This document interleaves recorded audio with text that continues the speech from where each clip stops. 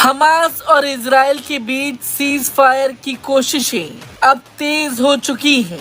20 जनवरी को ट्रंप के शपथ ग्रहण समारोह से पहले दोनों के बीच संघर्ष विराम हो सकता है।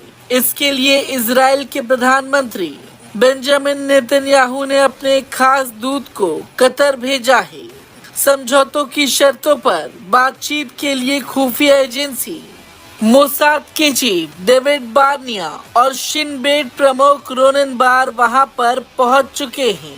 अमेरिका के नवनिर्वाचित राष्ट्रपति डोनाल्ड ट्रंप ने कुछ दिन पहले हमास को इजरायली बंधकों को रिहा करने की चेतावनी दी थी। उन्होंने कहा था कि उनके शपथ ग्रहण समारोह से पहले हमास हर हाल में बंधकों को छोड़ दे, वरना उसका बुरा अंजाम भुगतना पड़ेगा। इसके बाद से ही कतर के जरिए दोनों पक्षों के बीच बातचीत शुरू हो गई थी।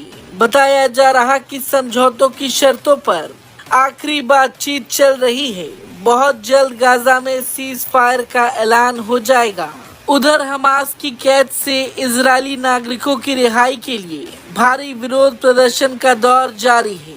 एक बार फिर हजारों प्रदर्शनकारी तेल अवीव की सड़कों पर उतर आए हैं। इजराइल की सरकार से बंधकों की रिहाई के लिए गाजा में तुरंत युद्ध विराम और हमास से समझौतों की मांग की है। ये प्रदर्शन ऐसे वक्त में हुआ जब इजरायली प्रधानमंत्री नेतन्याहू ने गाजा में युद्ध विराम पर बातचीत के लिए मोसाद के निदेशक को कतर भेजने की मंजूरी दी।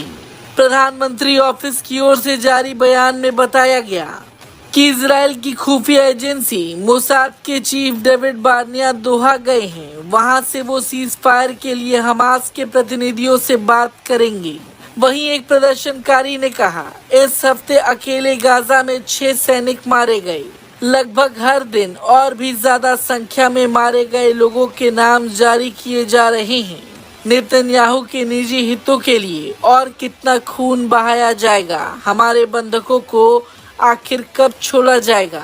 इस बीच संयुक्त राष्ट्र का कहना है कि इजरायली हमलों ने कई अस्पतालों और चिकित्सा सुविधाओं को नष्ट कर दिया है। ये युद्ध अपराध की श्रेणी में आ सकता है। मानवाधिकार उच्चायुक्त वोल्कर तुर्क ने सुरक्षा परिषद को बताया कि उनके ऑफिस की एक नई रिपोर्ट में गाजा के अस्पतालों पर हमलों के पैटर्न का दस्तावेजीकरण किया है, जिससे पता चला कि हमले जानबूझकर किए गए हैं।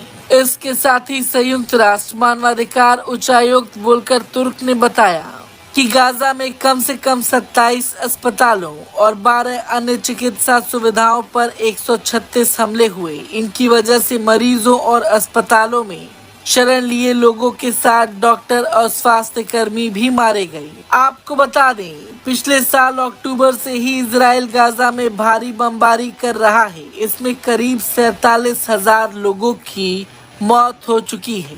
लेकिन अब ऐसा लग रहा कि गाजा पट्टी में जारी जंग बहुत जल्द थम सकती है। हमास और इजराइल के बीच सीज फायर की कोशिशें अब तेज हो गई हैं। खैर, इस पर आपका क्या कुछ कहना है? कमेंट करके जरूर। ब्रेकिंग न्यूज सबसे पहले देखने के लिए सब्सक्राइब करें।